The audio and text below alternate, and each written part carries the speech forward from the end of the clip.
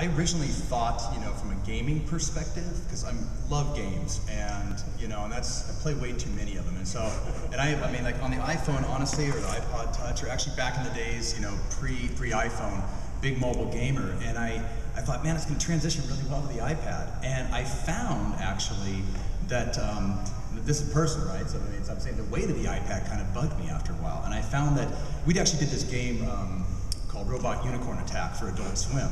And then we did Heavy Metal Robot Unicorn Attack, and then we did Christmas Robot Unicorn, and then we did Robot Unicorn Attack HD for the iPad. And I found that when I'm holding the Robot Unicorn HD for the iPad, that I was like, you know what? I'm not getting it. I mean, I do enjoy it, don't get me wrong. It was a top 10 title, and it's really, I mean, it's a beautiful screen and everything. But I found that, with gaming, I do believe you can do it very well on the iPad if you truly understand the use of the screen real estate. I think for tower defense games, I actually think it's a perfect device for it. In fact, one of the games I'm playing right now is called Kingdom Rush. Does anyone play Kingdom Rush? I'm friggin' addicted. I'm 25 hours in on the thing. And I mean, unfortunately I finished it, but I can't wait for the update. So, but that is perfect because they're actually using the full screen real estate, and it makes sense to me. I play Picture-Rica with my kids sometimes on it, and it's turn-based, but it works well because if we're on the road, it works well.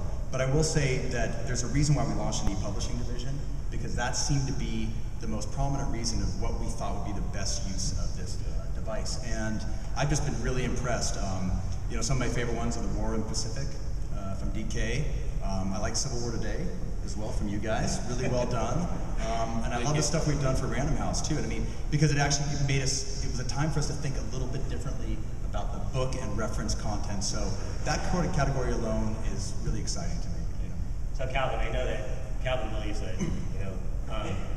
iPad's going to be used for every single thing, but if you try to focus a little bit to date where you think the most success has been, and also maybe just your personal interest, why don't you talk a little bit about that? Sure. So if you look in the past, gaming is obviously a massive part. So I'm going to put game aside because everyone knows that. Obviously, other very successful types of content on the iPad are news, up to the minute type of experiences, media brand experiences, and we just take a minute to kind of talk about really how you can make the decision about your own content. Think about the role of the device, what the role of the device plays in the user's life.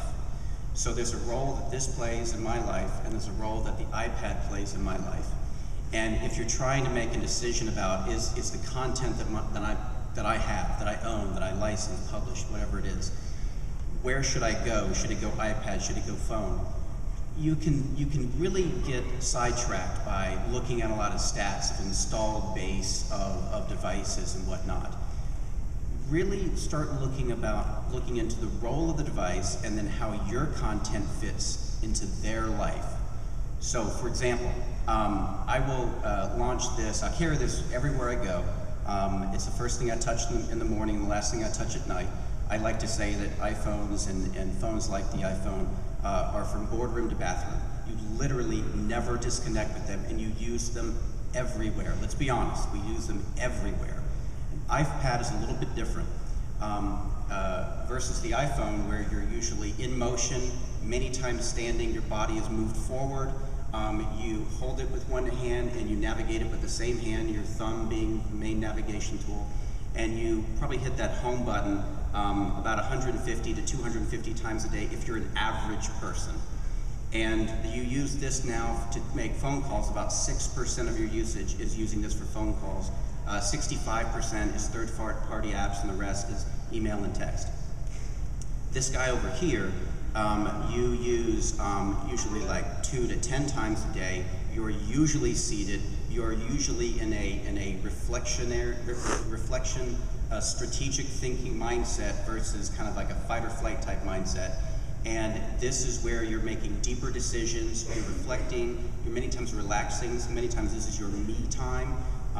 Your 10 minutes in the Starbucks, that sort of thing, or when you're on a plane, that sort of thing. So be thinking about your content and how does your content fit in their life, and then make the decision of platform on that. If you want to talk about the future of potential areas that are probably for the next 12 months going to explode on iPad, I think you're going to see a lot of interactive books that kind of start to really kind of play with it, and I think most of them will miss the mark. There's a lot of book type content that makes a lot of sense. Like, I'm a big fan of Pop Out Peter and, you know, things, experiences like that. But there's a lot of other books that, frankly, you just want to read the damn book, and you don't want to get distracted and all this other crap. And I think the publishers need to really be okay with still having a storyline that is a book type of an experience.